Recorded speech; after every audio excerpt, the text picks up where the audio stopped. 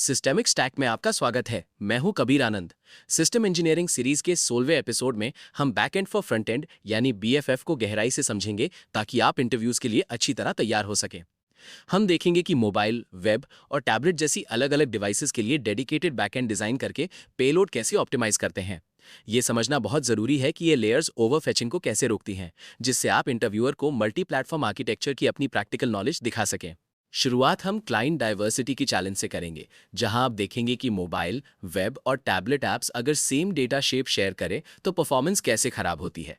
फिर हम बीएफएफ यानी back and for front end की कोर डेफिनेशन समझेंगे और देखेंगे कि कैसे ये लेयर्स फ्रंट एंड टीम्स को एपीआई ऑर्केस्ट्रेशन का पूरा कंट्रोल देती हैं। हम मोबाइल की हाई स्पीड ज़रूरतों और वेब की एसईओ रिक्वायरमेंट्स को भी कंपेयर करेंगे। आप सीखेंगे कि कैसे मल्टीपल सर्विसेज के रिस्पॉन्स को एक ही राउंड ट्रिप में एग्रीगेट करके ओवरफेचिंग और लेटेंसी खत्म की जाती है। हम कोड डुप्लीकेशन और टीम इंडिपेंडेंस के ट्रेड ऑफ्स पर भी बात करेंगे। आखिर में हम उन सिग्नल्स को पहचानेंगे जो सिस्टम डिजाइन इंटरव्यू में बीएफएफ को जस्टिफाई करने के काम आते हैं, ताकि आप फास्ट और अनब्लॉक्ड एप्लीकेशंस डिजाइन कर सके। एक हाई ग्रोथ स्टार्टअप के बारे में सोचें जिसने एक सिंपल वेब ऐप से शुरुआत की। एक सिंगल रेस्ट एपीआई के साथ सब ठीक था, लेकिन फिर आईओएस, एंड्रॉयड और टैबलेट वर्जन लॉन्च हुए। अब मोबाइल टीम की शिकायत है कि एपीआई बहुत ज़्यादा डेटा भेज रहा है, जिससे बैटरी लाइफ खराब हो रही है। वहीं वेब टीम को एसईओ के लिए ऐसा मेटा डेटा चाहिए जिसकी मोबाइल टीम को ज़रूरत नहीं है।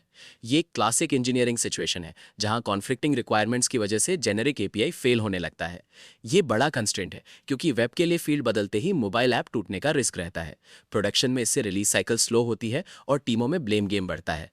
इंटरव्यू के लिए यह समझना जरूरी है कि आर्किटेक्चर सिर्फ कोड नहीं, बल्कि टीम ऑटोनॉमी और डिवाइस लिमिट्स हैंडल करने के बारे में है।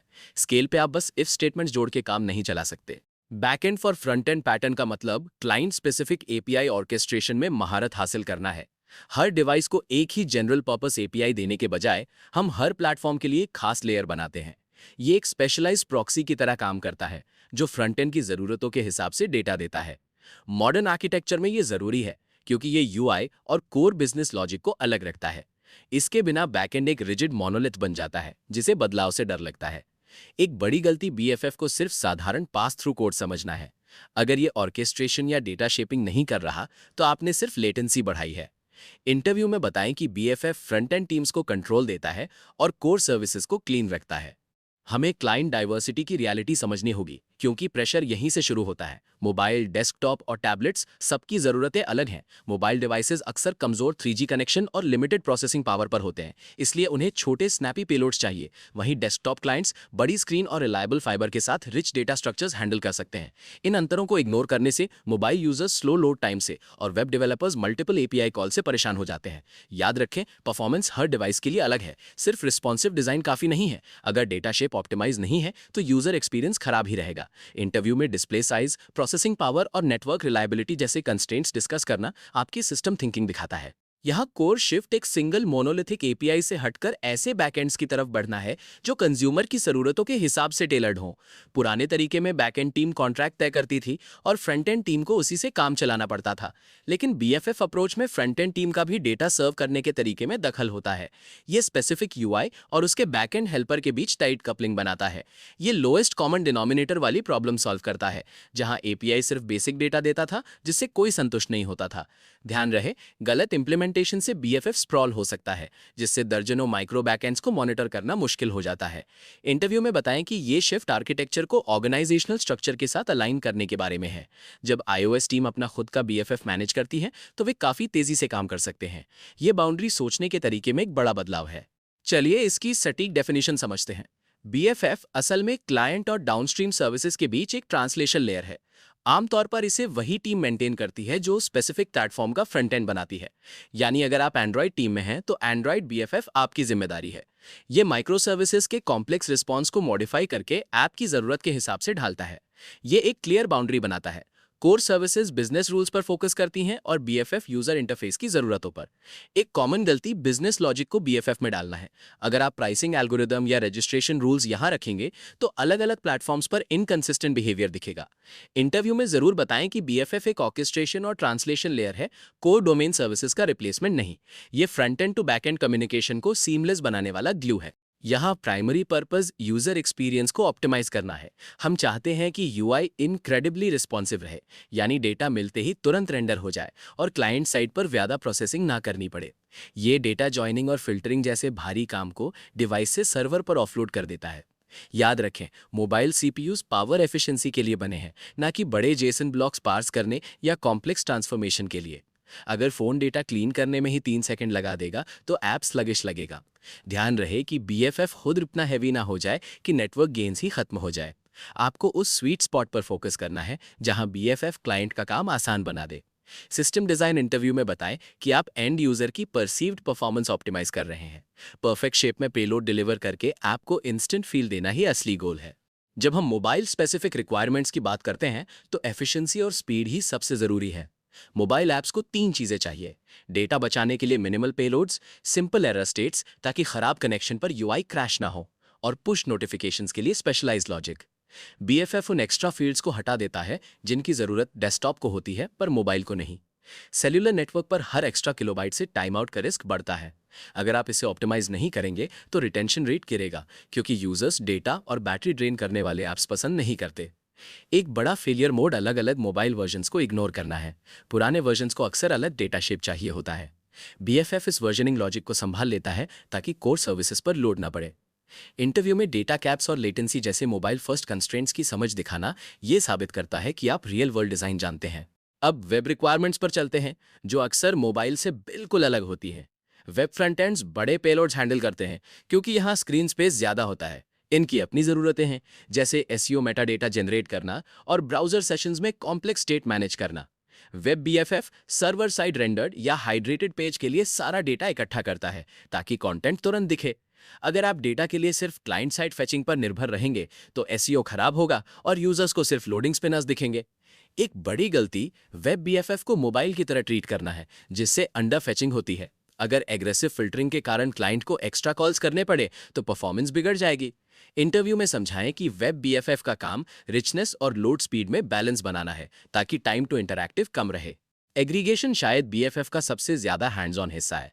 ये एक ऑर्केस्ट्रेटर की तरह काम करता है जो कई डाउनस्ट्रीम माइक्रो सर्विसेज को कॉल करके उनके रिजल्ट्स को एक सिंगल क्लीन रिस्पॉन्स में स्टिच कर देता है। क्लाइंट को यूजर ऑर्डर्स और रिकमेंडेशन जैसी सर्विसेज को अलग अलग कॉल करने के बजाय बस बीएफएफ को एक कॉल करना पड़ता है। ये पैरेलल बैकएंड रिक्वेस्ट मैनेज करता है और पार्शियल फेलियर्स को ग्रेसफुली हैंडल करता है।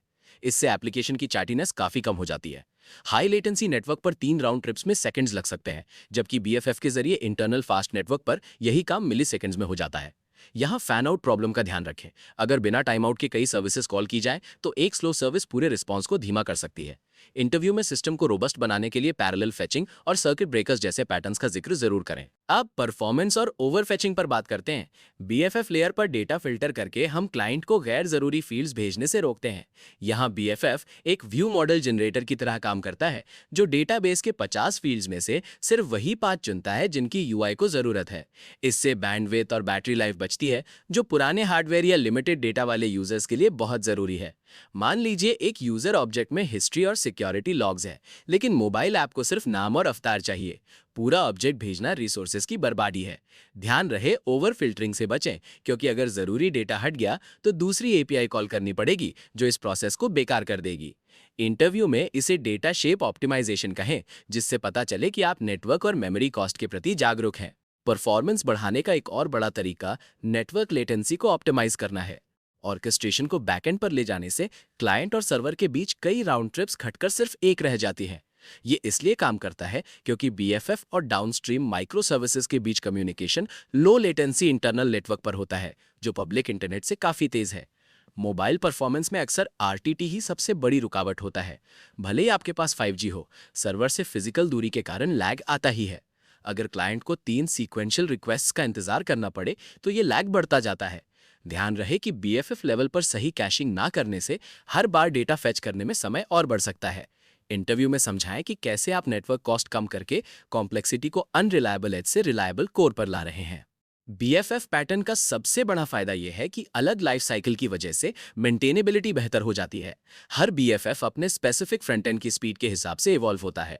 उदाहरण के लिए, मोबाइल टीम वेब या कोर एपीआई टीम के अप्रूवल का इंतजार किए बिना अपने बीएफएफ में नया फील्ड डिप्लॉय कर सकती है। ये डिप्लॉयमेंट बॉटलनेक्स को खत्म करता है। टिपिकल माइक्रो सर्विसेज में शेयर्ड एपीआई अक्सर विवाद की वजह बनता है, लेकिन बीएफएफ से टीम को सही ऑटोनॉमी मिलती है। बस ओनरशिप कंफ्यूजन से बचे। अगर बैकएंड टीम ही बीएफएफ मेंटेन कर रही है तो ये सिर्फ एक एक्स्ट्रा लेयर है। इंटरव्यू में इसे डेवऑप्स या टीम टोपोलॉजी बेनिफिट बताएं, जो सॉफ्टवेयर आर्किटेक्चर को टीम वर्किंग स्टाइल के साथ अलाइन करके फीचर डिलीवरी फास्ट करता है। अब बात करते हैं सबसे बड़ी चुनौती की, जो है कोड डुप्लीकेशन। ये एक बहुत बड़ी प्रॉब्लम बन सकती है, क्योंकि ऑथेंटिकेशन, लॉगिन या रेट लिमिटिंग जैसा कॉमन लॉजिक अक्सर वेब, आईओएस और एंड्रॉयड के अलग अलग बीएफएस में बार बार लिखा जाने लगता है। मान लीजिए अगर ऑथेंटिकेशन का लॉजिक बदलता है और आप उसे किसी एक जगह अपडेट करना भूल गए, तो आपके सिस्टम में एक बड़ा सिक्योरिटी होल पैदा हो सकता है। इस रिस्क से बचने के लिए आपको शेयर्ड लाइब्रेरीज, साइड कार्स या फिर एक एपीआई गेटवे का इस्तेमाल करना चाहिए, जो सभी बीएफएफ्स के सामने मौजूद हो। इंटरव्यू के दौरान कभी ये ना कहें कि बीएफएफ्स एकदम परफेक्ट होते हैं, बल्कि इस ट्रेड ऑफ के बारे में खुलकर बात करें। एक स्ट्रॉन्ग कैंडिडेट वही माना जाता है जो यूआई स्पेसिफिक डेटा शेपिंग के लिए तो बीएफएफ का इस्तेमाल करे, लेकिन शेयर्ड सिक्योरिटी लॉजिक को हमेशा एक कॉमन लाइब्रेरी या सर्विस मेश में रखने का सुझाव दे, ताकि सिस्टम में कंसिस्टेंसी बनी रहे। इंटरव्यू में इंटरव्यूअर हमेशा आपके फैसले के पीछे का वाई जानना चाहता है। बीएफएफ तब चुने जब एपीआई की टीम ओनरशिप क्रिटिकल हो या क्लाइंट्स के बीच पेलोड मिसमैच से परफॉर्मेंस बिगड़ रही हो। एक डेवलपर वाले छोटे ऐप के लिए ये ओवर इंजीनियरिंग होगी। समझाएं कि आप इसे हाई लेटेंसी, ओवर फेचिंग या स्लो रिलीज साइकिल जैसे बॉटलनेक्स के लिए चुन रहे हैं। जरूरी ये है कि आप कॉम्प्लेक्सिटी और परफॉर्मेंस बेनिफिट्स को बैलेंस करना जानते हो। एक्स्ट्रा सर्विसेज के ऑपरेशनल ओवरहेड और मॉनिटरिंग का जिक्र ना करना एक बड़ी गलती हो सकती है। अगर तुलना ग्राफक्यूएल से हो तो बताएं कि ग्राफक्यूएल ओवरफेचिंग तो रोकता है, पर टीम ऑटोनॉमी या कस्टम ऑर्केस्ट्रेशन में शायद उतना कारगर ना हो। हमेशा एक न्यूआंस्ड जवाब दें। फाइनल इंप्लीमेंटेशन टेकअवे के लिए सबसे अच्छी सलाह है कि शुरुआत सिंपल रखें। आप शेयर्ड एपीआई से शुरू कर सकते हैं, लेकिन जैसे ही फ्रंट एंड की जरूरतें बैक एंड की फ्लेक्सिबिलिटी से ज्यादा होने लगे, तुरंत बीएफएफ पर मूव कर जाए। ये उस इन्फ्लेक्शन पॉइंट को पहचानने जैसा है जहां एक जायंट एपीआई को मैनेज करना छोटे एपीआई से महंगा पड़ने लगता है। ये आपको प्रीमेच्योर एब्स्ट्रैक्शन और फालतू लेयर से बचाता है।